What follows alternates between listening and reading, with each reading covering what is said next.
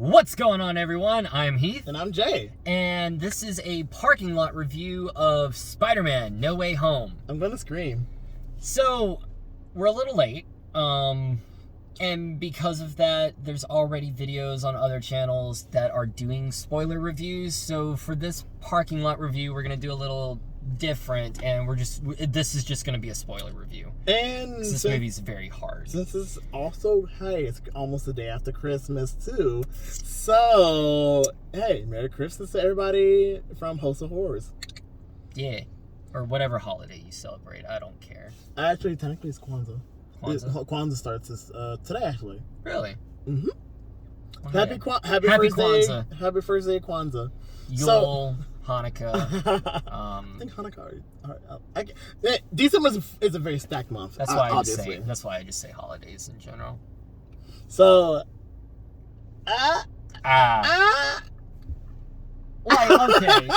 It was so let's really get into this. There's so fucking much about this movie. Oh, of course there is. But oh my god. This was a very entertaining movie.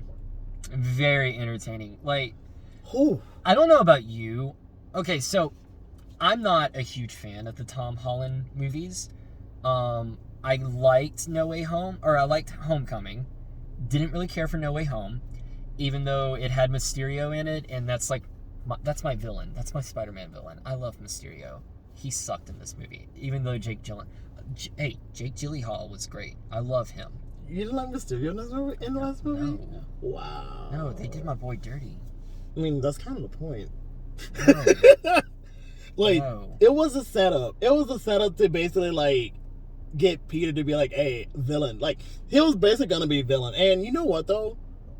No Way Home does a good job of basically bringing us to the Peter that we all know and love. The broken Peter that we all know at the end of the and movie, love. they finally get him back to bases.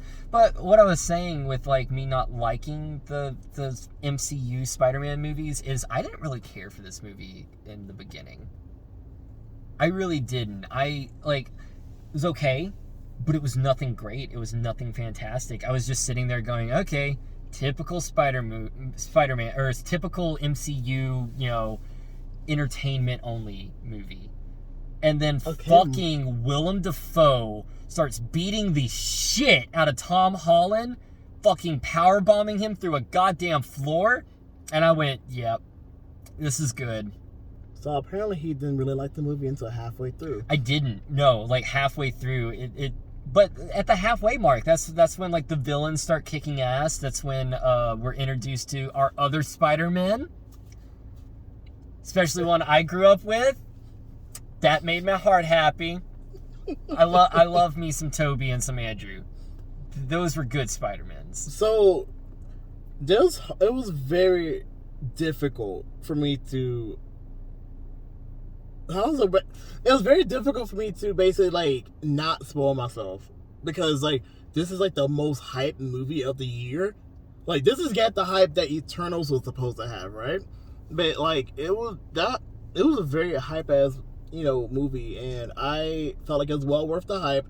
But I'm also a big fan of the MCU because I don't know, it's popcorn movies that I like. I love a good singular narrative that kind of crosses into everything. So I was a big fan. Plus, I like the fact, even though we've been doing teenage Peter for so long, this feels like a good, finally having a transition into oh, this man's an adult now. It basically turns, it's this is a coming of age story that is different from those other ones. This Peter's built different, y'all. That's kind of how I felt. This Peter's built different. I did appreciate that, because it wasn't it's not the Spider-Man I know and love, because my Spider-Man is the young adult, constantly broke, but will stay broke because he's constantly doing Spider-Man shit. Can't be Peter Parker, can't have a good life as Peter Parker because he's doing his best as Spider-Man. And the MCU just was not doing that for me. So I like the fact that they actually brought this back to basis. Well, I feel like a lot of that was because, of course, the Sam Raimi films, and who directed the Andrew Garfield films? Webb. Because I heavily associate the Amazing Spider-Man films is just Andrew Garfield alone. Well, Andrew Garfield and Emma Stone, more so the actors rather than the director. No, like, okay, with the Amazing Spider-Man films, I hate those movies. Like, I absolutely hate those movies, but I love Andrew Garfield. I think Andrew Garfield is the best Peter Parker. Alright, I love him as a Peter Parker, but I hate those movies. Alright, I'll get into that later because I have opinions, because I have opinions about Andrew Garfield. But, what was I say? I think this is a different Peter than, you know, the other two combined, because, like, Toby, Andrew, and Tom, they brought different things to the table as Peter Parker and as Spider-Man that I feel like. I actually really like Toby a lot, because I did like the whole reporter thing. Was it a reporter? Or was he, like, doing the school project? I can't remember. What the hell are you talking about? I couldn't know how he got the fucking powers in the first place. I could have sworn he was on a school field trip. I thought he was like doing the reporter thing. No, he was at a field trip with a teacher that was his age. I'm sorry, I should have laughed at that.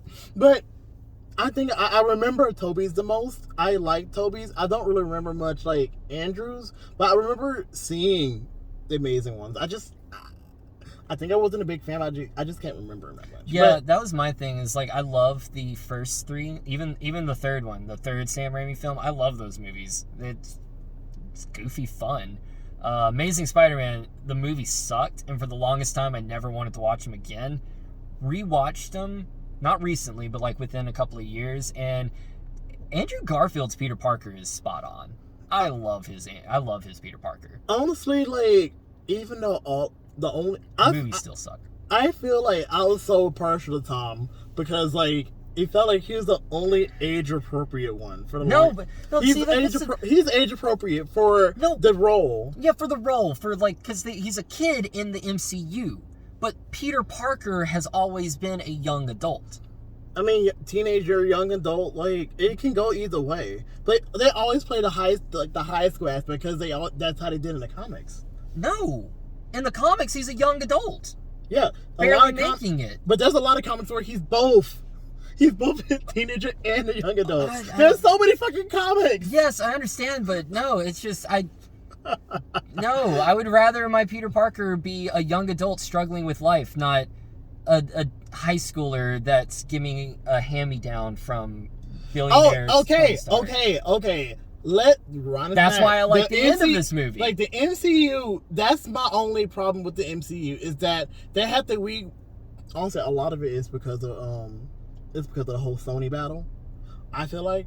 But I feel like main reason why they did Tom Holland's Spider-Man the way that they did was not only because of Sony, but it's like they didn't really have much of a way to bring him in other than, you know, be like, for Civil War, be like, oh shit, I'm the one who gets to reveal my identity and all of that shit, or whatever. But in the comics it's different. But like, yeah, in the comics it was different. But it really feels like they really just kind of needed something like a foil, like a foil/successor for Tony Stark, and the only, you know, smart one is Peter Parker. If and you that's want to be stupid real. Because it seems like even they thought that was stupid because they rewrote it. Like, everything's back to normal now. You have young adult Peter Parker at the end of this movie. I don't even think it's not back to normal. They think they were just trying to build it up now that you know, behind the scenes, like, you know, we got all of the shit that they wanted. So it's like now they can go forward with the shit that they really wanted. But that means nothing now, because now he's not a successor to Tony Stark. Hell, Tony Stark, if he was still alive, wouldn't even know who the fuck this kid is.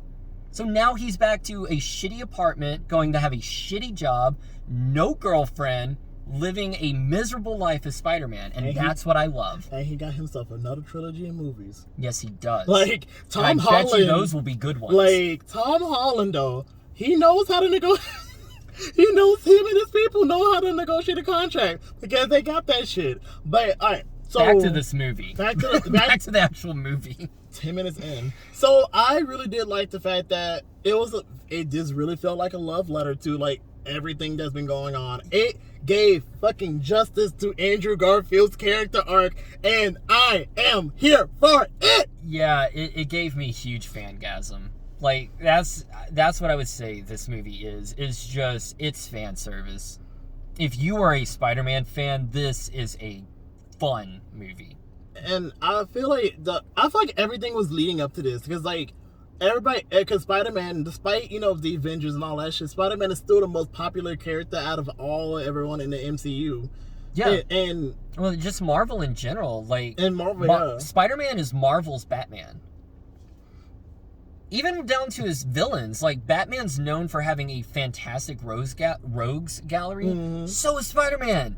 All his fucking villains are cool as shit. And yeah, I feel like that's kind of another reason why I feel like the MCU they did Tom Holland's character the way that they did is to lead up to being able to just be like, all right, bam, now we can Spider-Man the fuck out of everything. Maybe, and especially I don't know. with the whole multiverse thing, which I think that's more Doctor Strange allowed that to happen. Well, Spider-Man's always been dealing with multiverse shit, so it's like it makes sense that he got paired up with Doctor Strange, who is the kind of the person who can really do multiverse shit like that. I mean, that I'm okay with. I just don't like the direction they started with Peter.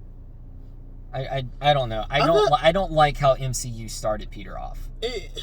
I don't like it either, but it's just I don't like it here because it fucks it up. One thing I like about this movie that it shows that baby, that motherfucker is smart.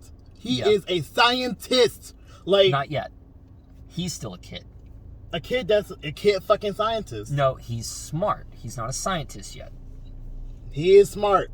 Like, literally, like, it shows how smart, how fucking intelligent he actually is. He's very... And seeing him play off his other selves, the Toby and Andrew, shows that as well. And it also does bring to the fact that he does bring something different to the table, considering that this Spider-Man is more team-based rather than, the lone vigilante that the other two movies done. I'm sorry, that's funny. Yeah, the Avengers. Yeah, cool. That's awesome. Who is they? Are you in a band? Are you in a band? Is he in a band? No, and the banter between all three of them are just God, it's so great. They're so in character. Only that, the banter throughout the entire movie is really good because even Alfred Molina's Doc Ock has some good funny lines. Fucking Jamie Foxx. Baby Jamie Foxx. He is hilarious. To be honest, you're from Queens. You're broke. You help people all the time. I was thinking you were gonna be black. Love that. So basically, like, I know we're going all over the place with this thing, but I really do feel like even with the misgivings of everything up to this point when it comes to Spider-Man, this really does feel like it feels like it's a culmination. It feels like everything led up to all of this. Like and it's like 20 years worth of like Spider-Man shit and all of that led up to all of this. And I feel like when it comes to like MCU shit, if they can do all of this for Spider-Man, only God knows what they can do for other properties that were done, like X-Men. Hell, even fucking Blade. There's a lot. They're coming out with the Blade. There's a lot that they can do. I wouldn't say like it was all leading up to this. I can say that because of the MCU's success, they were able to do something like this. Mm-hmm. I agree with that. Like, yeah. There's no way in hell that like the original trilogy came out and they were planning this. No, of course not. But like, because of the original trilogy and because of the Andrew Garfield movie, and because of the success that MCU has had, they were able to do this. And it feels like everything, even with all of like the dodging from all the actors, everything from everything that was surrounding this film in particular, it proves that, I don't know, I feel like it's basically, even with his misgivings and with the, little bits of like stuff that was like not so good. Like, I mean, there wasn't that much that wasn't good in my opinion about it, but I felt like it was like a love letter. Like, it was fan service, and it felt like it gave us so much closure in a way that I think wouldn't have been possible if it wasn't for the MCU being the way that it is. And also with Disney kind of buying everybody out. Fuck Disney.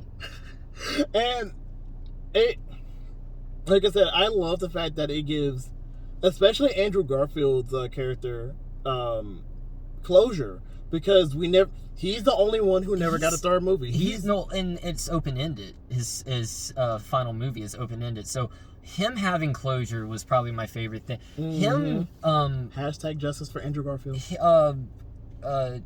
Tom's character not being able to save MJ, but then Andrew coming in at the last moment and saving her, and she is just like, oh my god, like freaking out, and he's like, are you okay? And she goes, yeah. Are you okay? And the look on his face while he's just red, puffy eyes, damn near about to cry, because that dude may not have been a good movie, but when Gwen Stacy died, that broke my heart. Again, he is the best Peter Parker. Like, I love Andrew Garfield as Peter. He gave a very meaty performance, and it's also because I think Andrew comes from a different field of acting than Tom and Toby. And the funny thing is, I don't really care for him as an actor. I honestly, not even gonna lie, the only thing I really know him is in Spider-Man, and now I kind of want to see Tick Tick Boom now because of it. Like, I'm all of a sudden I'm like low-key interested in Andrew Garfield's like actual acting ability. Like apparently he does extremely well. I just don't like it. I don't know. Like I didn't like him in Social Network. I did not like him in Hacksaw Ridge. Oh my god! I don't like him as an actor. But like he's a really good Peter Parker. Oh god, he does a really good job with that. But like I don't know.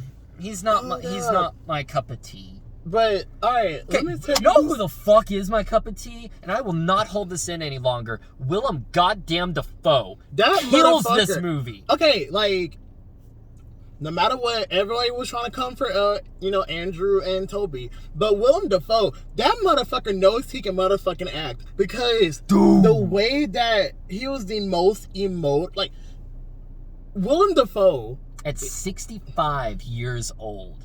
Willem fucking Dafoe doing his own stunts. He did his own fucking stunts in this movie. My man, bruh, he did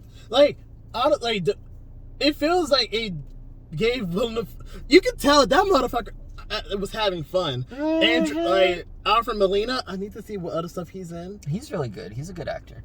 There's a lot of like European actors in this film, because I've realized, because you have Tom Holland, he's English. You have Andrew Garfield, he's American born English. It's very. Tom is British. Yeah, and Andrew Garfield is American born. Yeah, it's very European, and like just British. and because Molina's British. He knows he's Spanish British. So like Spanish he knows. British? Yeah, he's Latinx. I found out. And like he knows like 4 languages. Hey, fuck that. I love Alfred. Fucking Willem. No, we're gonna talk about Alfred Molina. He did that shit. Okay. I think he did a good job. He understood the assignment. He didn't have a whole lot to do in this movie. They gave him enough. They gave him enough. I liked him. He did a good job. He understood the assignment.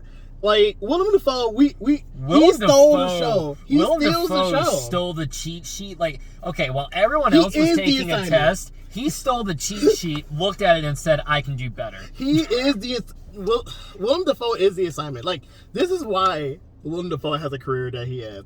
You can tell how much fun that he has playing this fucking goblin. Dude, I thought the Heath Ledger getting punched by Batman and laughing was good. No, watching Spider-Man pummel an old man's face in while he just gradually grins, which turns into an evil maniacal laugh, and then fucking power bombs him through a floor.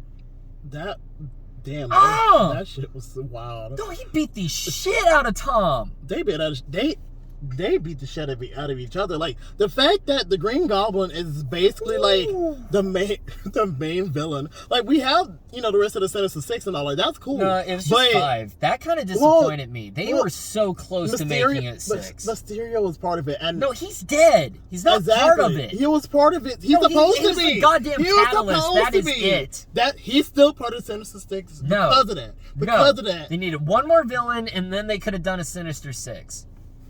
What I'm thinking is that bullshit, end credit scene with Tom Holland being there, not Tom Hardy. Hardy's that villain was being there. not bullshit. No. What I'm saying is I think that he was supposed to be the Sinister, like the sixth member of the Sinister Six, but he ended up getting ported up in Mexico. I don't think so. Well, then who else is the fucking sixth member? Mysterio. He's dead. Mysterio. No, he's fucking dead. Mysterio. He had nothing to do with this movie. Everything he did was in the last movie.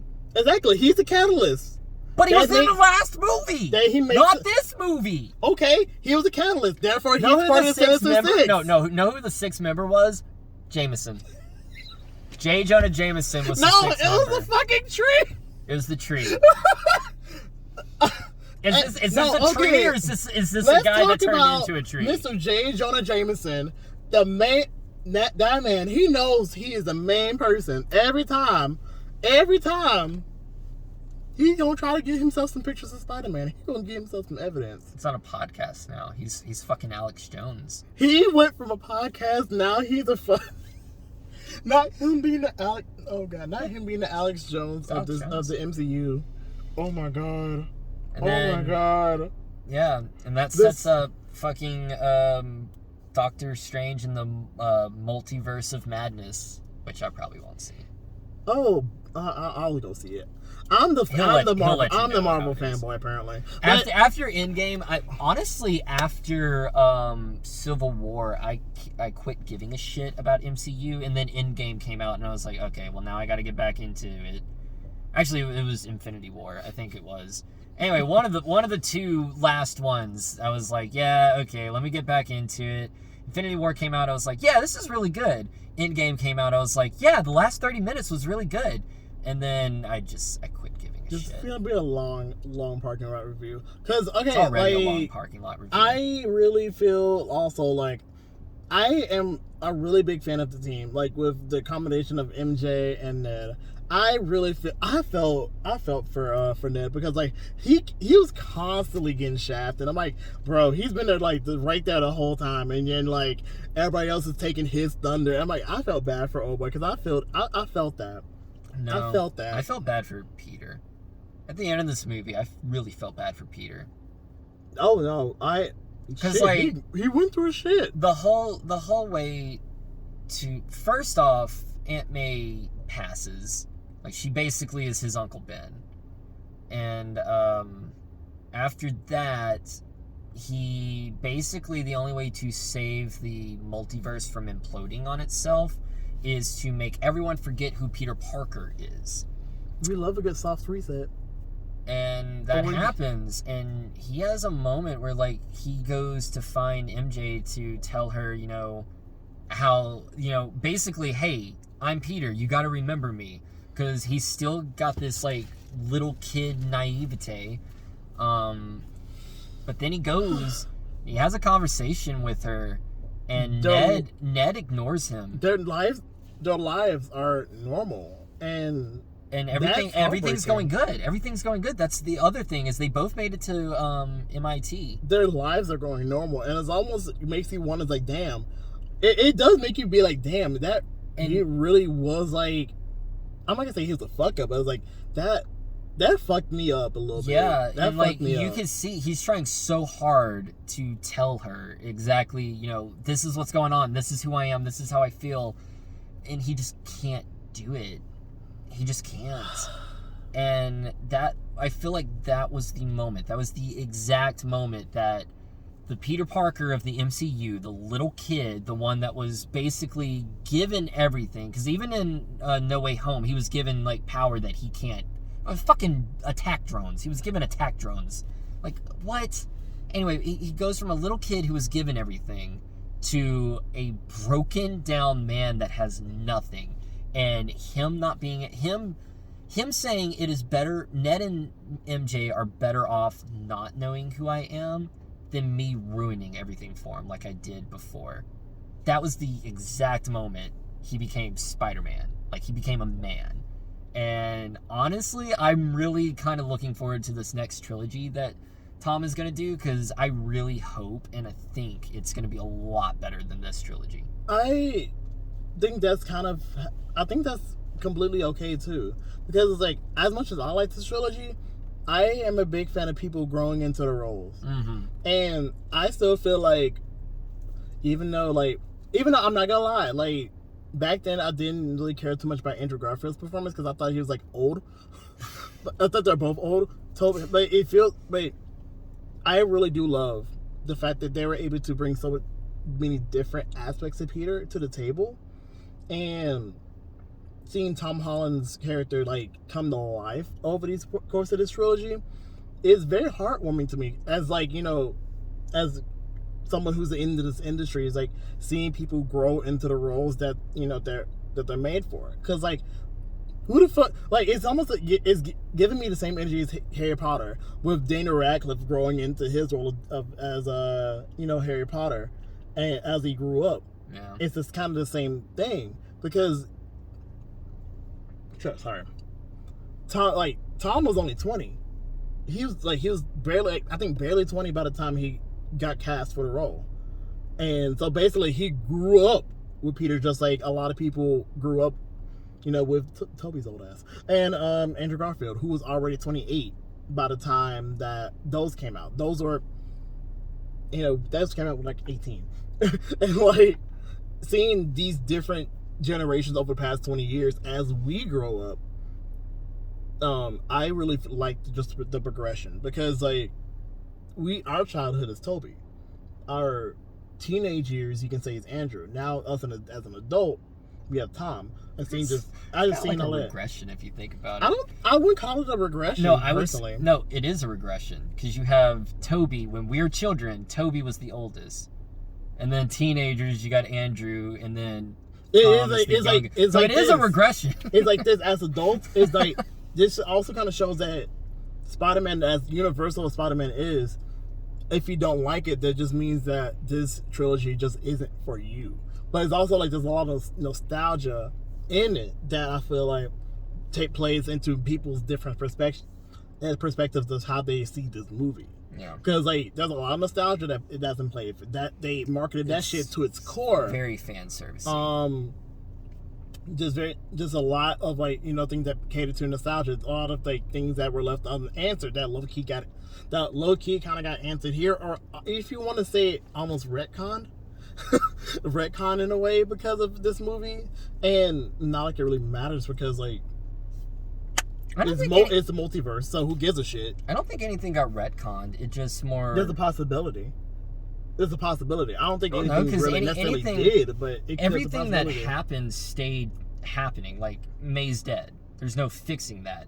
It's just no one knows who Peter is anymore. Oh, I was so thinking nothing more so got from retconned. I was thinking more so from the villain's perspective, since they got healed instead of dying. That's kind of like the only retcon you can say.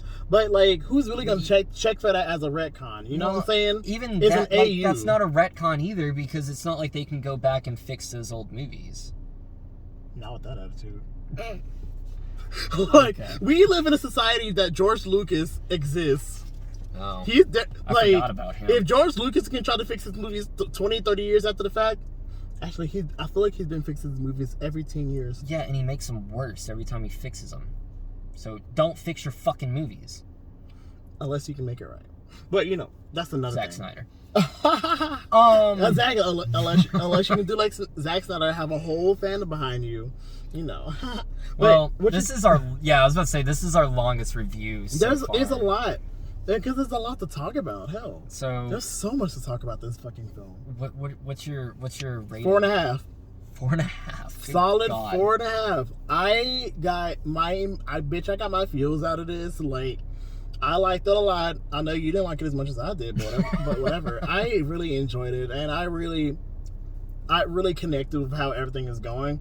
But it's also from like, not only just like a business, like a oh my god fan perspective, but it's from a like, I can see the background of what's happening in the industry perspective. So I just enjoyed all of the workings, the moving parts that came into this film that ultimately was a good payoff. It's $1 billion is as of today. No, actually, that's like a couple of days ago, Christmas, $1 billion movie. Yeah. First $1 billion movie of the pandemic. Yeah. So, one of the ones that's going to lead into all time too, by the time its run's over. So, there goes Disney. There goes Sony. even though it's more Sony because I would give Sony the money. Fuck Disney. Sony got like 75% of all of that shit. Like, good. They got the money. Disney's are like, okay, whatever. Good. We are got the money. So fuck Disney. Okay, so it's extremely fan servicing, very fan servicing. It's a comic book. But luckily, I'm a huge fan of Spider-Man. So, as a fan who is probably going to go jerk off to Willem Dafoe in a minute, I would give this a 5. But I'm objective. I like to look at movies as movies and how I'm probably going to feel about them tomorrow. In which case, this gets a 3.5. Honestly, so basically, as an average of 4. Yeah, like, if I wasn't a huge fan of Spider-Man like I am, I just went into this with absolutely no knowledge and just watched it. As you should. I would say it's very fun, but I'm probably only ever going to watch this a few more times and then be done with it. So, 3.5. That's fair. I still hold by my 4.5. Like, yeah, no, I really do like what's going on with this movie. My rating is definitely no one else's rating. Like, no one's ever gonna watch a movie and have the exact same opinion. Because if I was just going off fan basis, yeah, this would be a 5 out of 5, and I'd probably watch it all the fucking time because I love Spider-Man. But I'm also me, and I'm very picky. So I'm probably only ever gonna watch, I may watch this movie again a few times, but I know for a fact I'm going to watch that fight between Tom Holland and Willem Dafoe's Green Goblin a lot. That was a great fight. I also really liked the fight between him and Doctor Strange. That was really cool too. It was cool. I liked it because it was all like mirrory. I was like, yeah. Oh, there's so much going on, and he uses science to fuck him up. It was great. He uses geometry. Geometry specifically. I only got a B in geometry. I got an A in chemistry. I don't know what that has to do with anything. I got a B, but only because I liked chemistry, and my my teacher was awesome as shit. So. I was the only one with an A in my class, and there was I was in the smart people class, the only stoner in a smart people's class, and I had this really overly religious person come up to me and was like, "Hey, how are you doing this?" And I was like, "Well, honestly, I smoke a lot of weed." And the look on her face was completely appalled, and I think she prayed for me that night. I didn't like her anyway. She was one of those stuck-up religious bitches. I hope she's really cool now. I really do. This is high school, so people change all the time. Yeah, but in high school she sucked. Anyway, this movie was good though. This movie is a lot. There was a lot to talk about, which is why it's 32 minutes. But I really hope that you enjoy it. Give us a talk about it. Talk about it on our social media. We'll talk about it with y'all. We're gonna just not do spoilers until maybe January. But if you're gonna talk about spoilers in the chat, in the comments, tag it. We're gonna tag this video. It's just I say fuck it. There's already spoiler videos. Fuck it. Do what you want. Chaos all around. Okay.